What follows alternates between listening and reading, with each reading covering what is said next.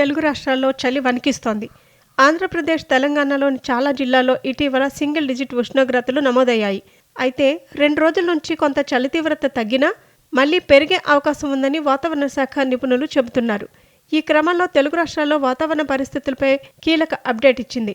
తెలంగాణ, ఆంధ్రప్రదేశ్లో పొడి వాతావరణం ఏర్పడే అవకాశం ఉందని, మంచు కురుస్తుందని పేర్కొంది. చలితో పాటు పొగమంచు తీవ్ర ఇబ్బందులకు గురి చేస్తోంది. వాహన రాకపోకలకు అంతరాయం ఏర్పడుతోంది. మంచిర్యాల జిల్లాలోని శ్రీరాంపూర్, బెల్లంపల్లి, లక్సెట్టిపేట, హజీపూర్ మండలాలను పొగమంచు కమ్మేసింది. జాతీయ రహదారి 44, 63, 363పై వాహనదారులు తీవ్ర ఇబ్బందులు పడుతున్నారు. నిర్మల్ జిల్లా ఖానాపూర్లోనూ పొగమంచు ప్రభావం కనిపిస్తోంది. రోడ్డు కనిపించకపోవడంతో వాహనదారులు లైట్లు వేసుకుని ప్రయాణాలు సాగిస్తున్నారు.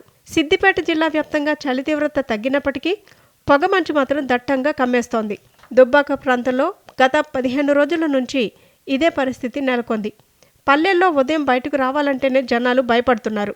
పొగమంచు కారణంగా శ్వాసకోశ సమస్యలు వచ్చే అవకాశాలున్నాయని వైద్య నిపుణులు హెచ్చరిస్తున్నారు.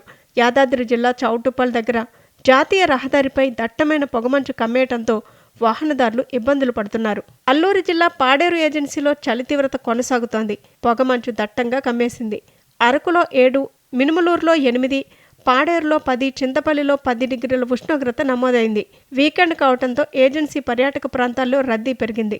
మాడగడ, వంజంగి, మేఘాల కొండపై పర్యాటకులు సందడి చేస్తున్నారు.